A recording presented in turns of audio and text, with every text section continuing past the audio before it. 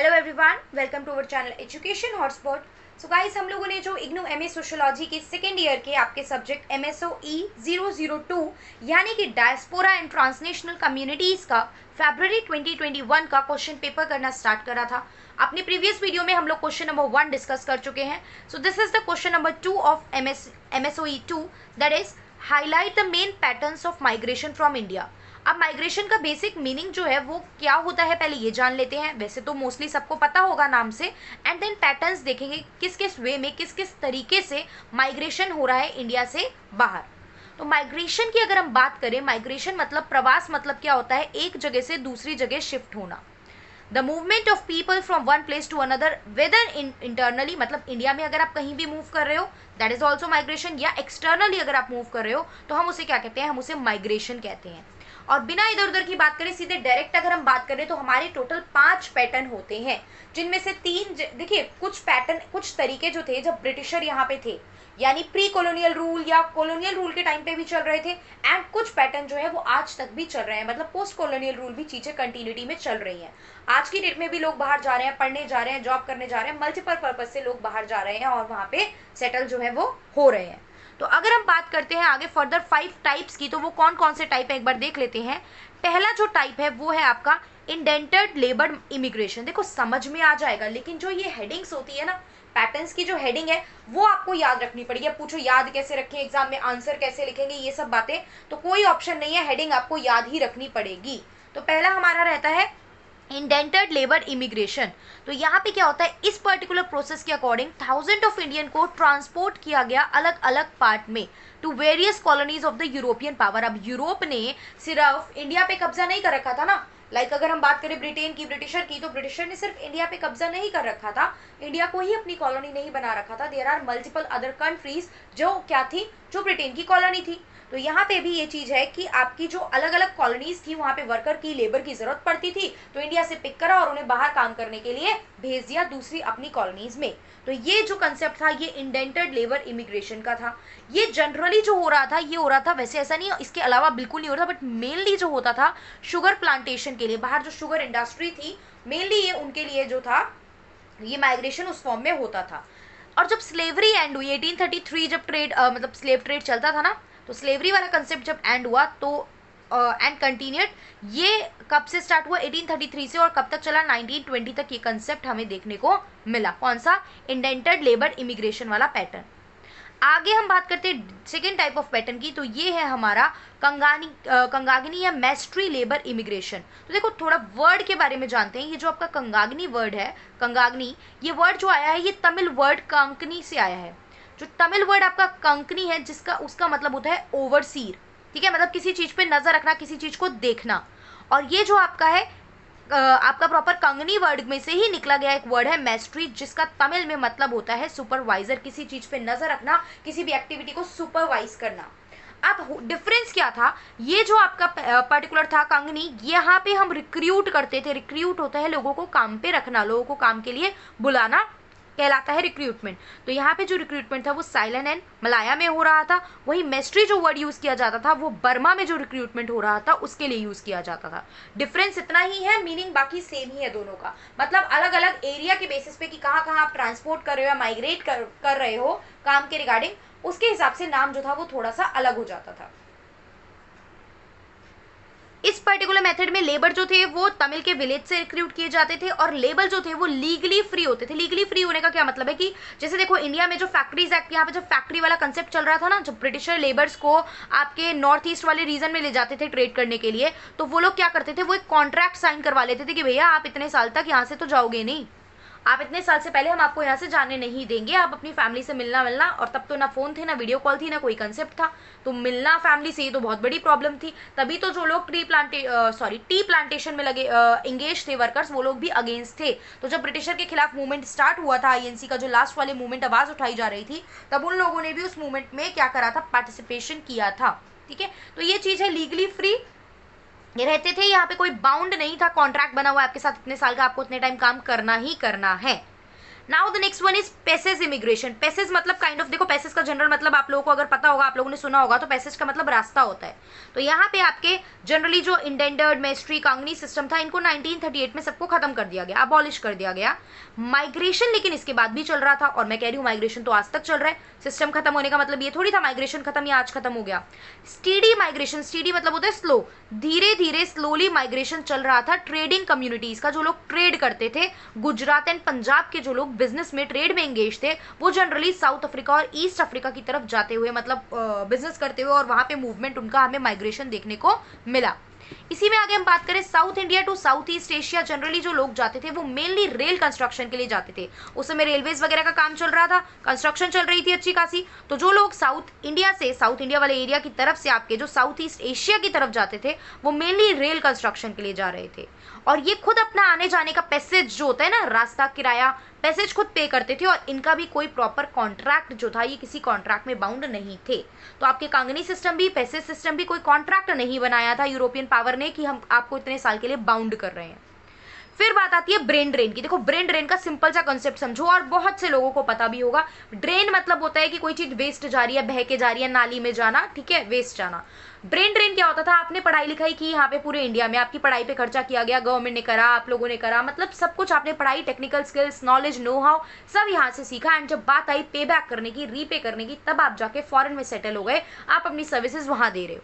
देखो उसके सबके अपने रीजन होते हैं, सबके प्लस पॉइंट होते हैं, वहाँ अपॉर्चुनिटी बेटर मिलती है, अर्निंग बेटर है, इंडिया में नहीं है, वट एवर। तो बाहर जाने वालों के भी अपने रीजन है, नहीं जाने वालों के भी अपने रीजन है, we are not debating on that, वो काम नहीं है। बट हमें इतना जानना है ब्रेन ड्रेन का मतलब क्या होता है। जो प्रॉपर टेक्निकल नॉलेज स्किल्स देने के बाद, ठीक है, आप क्या कर रहे हो, आप बाहर जाके दूसरी कंट्री में जाके अपनी सर्विसेज दे रहे हो, तो हम मानते हैं कि हमारा ब्रेन जो है वो ड्रेन में गया और हमारी कंट्री के लिए कुछ काम नहीं आया। लेकिन मैंने आपको लास्ट वीडियो में बताया था कि कुछ इकोनॉमिस्ट ने इस कंसेप्ट को ब्रेन गेन भी बोला था, बिकॉज वो बाहर जाके काम करेंगे, अर्न करेंगे, तो वहां से वो लोग क्या भेज रहे हैं, रेमिटेंसेस भेज रहे हैं। बट वो यहाँ पे ऐसे बात करने की नीड नहीं है उस कंसेप्ट की, बट हाँ ब्रेन गेन भी इसे बोला गया। अब यहाँ पे क्या है, यूएनडीपी जो है आपकी यूनाइटेड नेशन डेवलपमेंट प्रोग्राम ने एस्टिमेट किया कि तकरीबन इंडिया जो है $2 मिलियन जो है वो एक साल में लूज कर देती है because of immigration of computer expert to US. हमारे कंप्यूटर एक्सपर्ट यूएस चले जाते हैं, अगर वो ना जाते तो हो सकता है यहाँ सर्विसेज देते और हम इतना कुछ अर्न कर पाते। इंडिया के स्टूडेंट जो है वो अब्रॉड जाते हैं हायर स्टडीज के लिए, और जनरली बाहर पैसा खर्च कर रहे हो, वो लोग बाहर पढ़ना प्रेफर करते हैं, वहाँ से स्किल सीखेंगे, अच्छी नॉलेज सीखेंगे, बिकॉज यहाँ पे उतनी टेक्निकल नॉलेज है ही नहीं। तो उसमें भी यहाँ पे लोग जो है वो 10 बिलियन एनुअली खर्च करते हैं। और जब आप बाहर की कंट्री में पैसा भेज रहे हो, मतलब आपकी जो करेंसी की वैल्यू है वो कंपैरेटिवली कम हो रही है, क्योंकि बाहर की कंट्री में आपका फॉरेन एक्सचेंज जो है वो इंक्रीज हो रहा है। समझ रहे हो। तो इंडिया का अगर रुपीज जो है वो बहुत ज्यादा बाहर जाएगा, ऑल्दो करेंसी एक्सचेंज होकर जाता है, ऐसा नहीं है बाहर रुपीज चलता है, ठीक है, वो कंसेप्ट नहीं देखना है अभी। लेकिन क्या होता है उसमें, उसके जब आप बहुत ज्यादा बाहर पे कर रहे हो, चाहे सामान खरीद रहे हो, चाहे एजुकेशन के लिए पे कर रहे हो, तो वो आपकी करेंसी की वैल्यू को कहीं ना कहीं क्या करता है, डेप्रिसिएट, डी वैल्यू कर देता है, ठीक है। तो ये ब्रेन ड्रेन का कंसेप्ट है। ब्रेन ड्रेन क्या होता है, is a large scale immigration of नहीं, it is not only women, of individual, okay, मतलब वुमेन तो ऑप्शन ही कहाँ मिलते हैं, वुमेन को इतने ज़्यादा मेनली तो मैं नहीं होते, ठीक है, बट हम क्या लिखेंगे, of individual with technical skills and knowledge. अब वाई पीपल माइग्रेट, अब यहाँ पे कुछ कारण भी देख लेते हैं कि ब्रेन ड्रेन होता क्यों है। तो देखो बहुत सारे रीजन होते हैं, मैंने 2 पार्ट में कैटेगराइज किया, जो माइग्रेशन के रीजन भी होते हैं, पुश फैक्टर और पुल फैक्टर। पुश का मतलब क्या होता है, ये रीजन आपको क्या कर रहे हैं, पुश कर रहे हैं, आपको धक्का दे रहे हैं कि यार जिस जगह आप रह रहे हो आप उस जगह नहीं रह सकते, दूसरी जगह जाओ, ये जगह आपके अकॉर्डिंग चीजें नहीं हो रही हैं। पुल फैक्टर क्या होती है, जो दूसरी जगह आपको अपने टुवर्ड्स अट्रैक्ट कर रही है कि you can come and live in this country, क्योंकि यहाँ पे ये फैसिलिटीज हैं। तो पुश फैक्टर क्या होते हैं, अपॉर्चुनिटीज नहीं मिल रही है मुझे मेरी कंट्री में, पॉलिटिकल इंस्टेबिलिटी है, अभी कुछ स्टार्ट करा, बाद में सरकार बदल गई, मेरा तो सारा काम खराब हो गया, फिर उन्होंने कोई नए रूल्स प्रोसीजर ले आए। तो इकोनॉमी में डिप्रेशन का टाइम अगर आपके यहाँ चल रहा है लंबे समय से, हेल्थ को लेकर बहुत ज्यादा रिस्क है, तो भी अपॉर्चुनिटीज नहीं मिल पा रही है। तो ये सब चीजें। पुल फैक्टर क्या होते हैं, रिच अपॉर्चुनिटीज है, हेल्थ मतलब आप देखो ना इंडिया में पोल्यूशन और ये सब चीजें, और डेंसिटी पर स्क्वायर किलोमीटर कितनी ज़्यादा है, डेंसिटी ऑफ पॉपुलेशन कितने कम जगह में लोग ज़्यादा रह रहे हैं, तो ये सब चीज़ें लोग रीज़न देते हैं तरीके के। रिच अपॉर्चुनिटीज़, बाहर अच्छी अपॉर्चुनिटी मिल रही है, पॉलिटिकल स्टेबिलिटी है, फ्रीडम ज़्यादा है, डेवलप्ड इकोनॉमी है वहाँ की, और कंडीशन रहन सहन की कंपैरेटिवली बेटर है। इन सब रीजन से जनरली लोग क्या होते हैं, दूसरी जगह पे शिफ्ट कर जाते हैं। और कुछ इंडिविजुअल भी रीजन होते हैं, भाई मेरे चाचा के, बुआ के, फूफा के, मामा के बेटे भी वहीं सेटल है तो हम भी जाएंगे वहाँ पे, वो ये काम कर रहे हैं तो हम भी करेंगे, वो पढ़ने चले गए थे तो वहाँ पे अच्छे सेटल है तो हम भी करेंगे। तो ये कुछ इस तरीके के रिलेटेड रिलेटिव्स वाले रीजन जो है, ओवरसीज रिलेटिव रह रहे हैं तो भी लोग जनरली पढ़ाई करने या जॉब करने चले जाते हैं, क्योंकि और कोई टेंशन तो है नहीं, जब कोई रिलेटिव रह रहा है तो फिर जाके आप पर्टिकुलर नोन जगह हो जाती है एक तरीके से, तो इस रीज़न से भी चले जाते हैं। प्रेफरेंस फॉर एक्सप्लोरिंग, भैया हमें एक्सप्लोर करने का, दुनिया घूमने का और चीज़ें नई नई जानने का, तो ये सब का बहुत शौक है, ये भी रीज़न होता है। और हमें अपने कैरियर को लेके हम बहुत ज़्यादा एम्बिशियस हैं तो भी लोग, ये मतलब व्यक्तिगत कारण होते हैं लोगों के। क्लियर? तो ये चौथा था ब्रेन ड्रेन का कंसेप्ट। ना अगर मैं बात करूँ फिफ्थ कंसेप्ट की, फिफ्थ पैटर्न की से, तो वो है labour immigration to west Asia. अब लेबर इमिग्रेट करके कहाँ जा रही है? वेस्ट एशिया की तरफ जा रही है। अब इंडिया का जो डायस्पोरा है, मतलब हमारे जो लोग बाहर रह रहे हैं, वो गल्फ कंट्रीज में भी बहुत ज़्यादा देखने को मिलते हैं और जनरली एनआरआई लोग देखने को मिलते हैं। अब मिनिस्ट्री ऑफ लेबर की जो एक रिपोर्ट, उनके डेटा के अकॉर्डिंग अगर हम देखें तो इंडियन जो है वो एटलीस्ट कितने हैं वहाँ रहने वाले? 3 मिलियन है, जिसमें से 70% जो इंडियन है वो सेमी स्किल्ड और अनस्किल्ड वर्क में एंगेज है। देखो वहाँ माइंस और ये सब काम बहुत ज़्यादा होते हैं ना, कि गल्फ कंट्रीज में पेट्रोल एक्सट्रैक्शन और ये सब चीज़ें बहुत हो रहा है, तो काइंड ऑफ लेबर वाला वर्क करने भी बहुत लोग जा रहे हैं, सेमी स्किल्ड और अनस्किल्ड। देखो ऐसा होता है, आप देखो किसी से बात करो, कहाँ है आपके रिलेटिव? ऑस्ट्रेलिया में। ऑस्ट्रेलिया में क्या करते हैं? ट्रक चलाते हैं जी। अब ट्रक चलाना इंडिया में, जरा सुनना, जरा ट्रक चलाते हो तो आप किस नज़र से ट्रक चलाने का एक जो आपका वो पैटर्न डिसाइड करते हो, बट वहीं एक सोसाइटी में सेट है, भैया जो बंदा है वो ऑस्ट्रेलिया में है, ऑस्ट्रेलिया रह रहे हैं वो लोग, तो वही चीज़ें हैं। तो वहाँ अगर वर्क देखें तो वर्क तो सेमी स्किल्ड और अनस्किल्ड ही है ना, ठीक है। वहाँ पे उसके बहुत अच्छे पैसे हैं, उस चीज़ को बहुत रिस्पेक्ट से देखा जा रहा है, चीज़ें अच्छी है वहाँ पे, तो स्टूडेंट अपना 16 के बाद से अर्न करने लग रहे हैं और रेस्टोरेंट में अपनी सर्विसेज दे रहे हैं। और यहाँ पे आप खुद इमेजिन करो कि अगर आप और मैं एज अ वेटर कहीं काम करने चले जाएँ या रिसेप्शन कैशियर की तरह कहीं काम करें, तो हमें किस नज़रिए से देखा जाएगा? आप देख रहे हो ना, सोसाइटी में ही तो सेट है ना चीजें। अगर कोई हम में से कोई स्टूडेंट, ठीक है, नॉर्मल फैमिली, ऐसा भी नहीं कह रही मैं बहुत फैमिली में प्रॉब्लम है, क्राइसिस है, मैं ये भी नहीं बोल रही हूँ, नॉर्मल फैमिली, लेकिन अगर बच्चा खुद अपना अर्न करना चाह रहा है और वो बच्चा अपॉर्चुनिटी ढूंढ रहा है और वो कोशिश करता है कि मॉर्निंग में जल्दी उठ के भाई मैं सबकी कार साफ कर दिया करूंगा, 1 घंटे में कुछ अमाउंट अच्छा खासा इकट्ठा हो जाएगा मंथली। अब आप देखो इस चीज को, हम लोग ही, आप में से ही जो लोग वीडियो सुन रहे हो, आप देखो हम किस नजरिए से देखेंगे, राइट? तो थोड़ी सी प्रॉब्लम है काम के लेके ही, और प्लस हम लोगों में सोसाइटी हमसे ही बन रही है, तो हम लोगों के थॉट प्रोसेस चेंज नहीं है, that's why this thing is happening, ठीक है ना। तो ये चीज रहती है। बाकी 20% व्हाइट कॉलर वर्कर है, 10% प्रोफेशनल है, जो इंजीनियर, बैंकर, सीए, मतलब जो प्रोफेशनल वाला काम कर रहे हैं।